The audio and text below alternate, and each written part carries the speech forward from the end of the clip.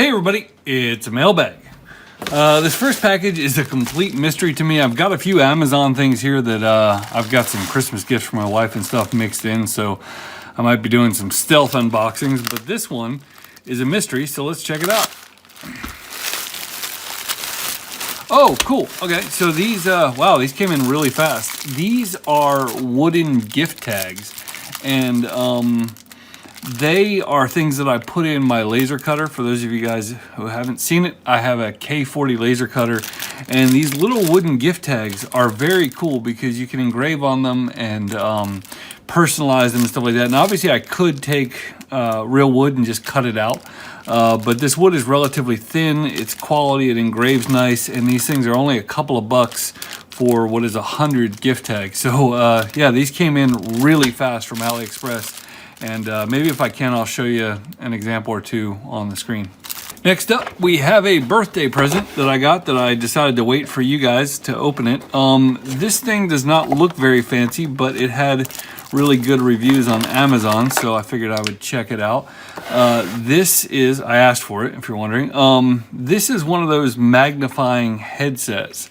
Now let's see if it's got any kind of charge on it. So it's got some LEDs on it, and you know, I'm not getting any younger, and so this thing came with a case of various lenses that could go on it. Now I'm going to take a quick look at the instructions, make sure I don't screw this up, and I'll pop one on. Yeah, that does just slide forward and back. It's got these little teeth in there. I just didn't want to break anything.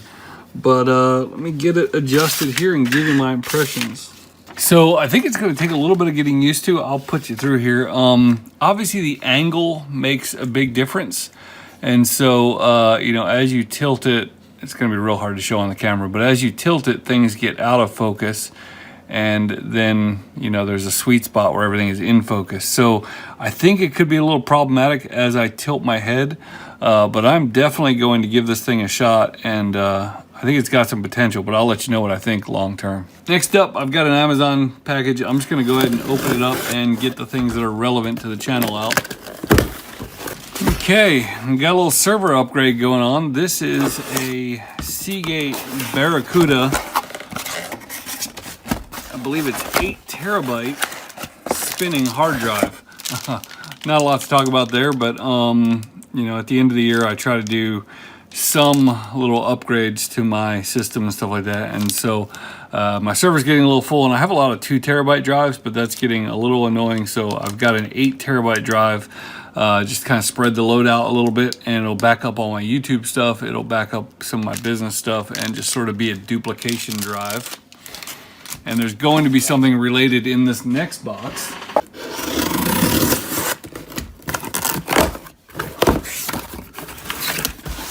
I'll just get one of them out. But speaking of upgrades, I have added some security cameras. So I've had security cameras. I've had real similar ones to this one around the property for the last 2 years or so. And every year I do a little bit of upgrading. And so I'm going to be adding about 4 more.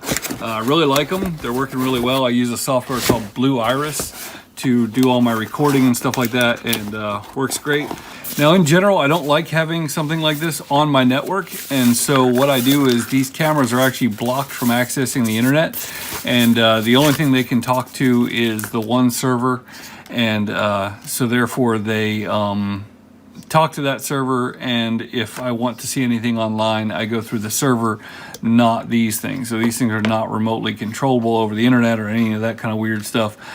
This is a slightly different model, but I had a similar, all my other ones are similar price point. These are about 35 bucks a piece, and what I like about them is that they are PoE, which means that I can use power over Ethernet to both power the camera and to record the video and stuff like that. So that's really sweet.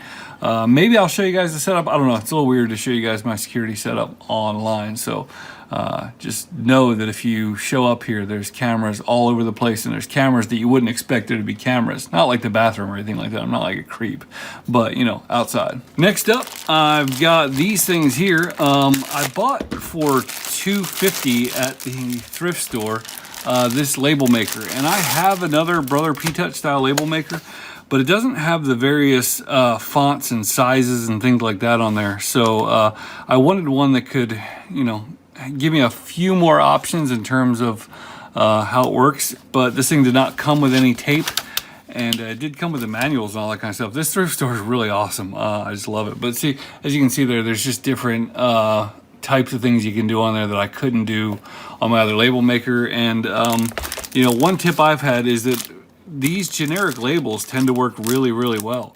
And so I haven't tried this one obviously, but I bought this set off of Amazon, and I'm gonna pop it in and see if it works. Okay, I've been fiddling for probably longer than I should have, but the display was pretty light, so I decided to go ahead and swap the batteries. And I think it's gonna work. I don't know, we'll see. So caps lock is here. I've got a Raspberry Pi with an EGA and VGA adapter on it. And so I am going to come here, I'm gonna hit the caps lock button, and I'm just gonna put EGA on a label and hit print and see what happens.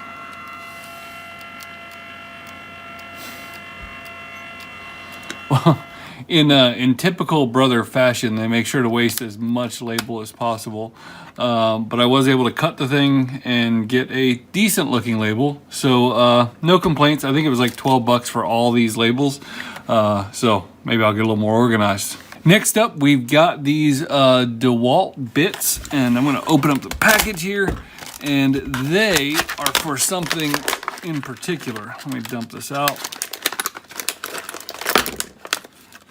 I only need 2 of them.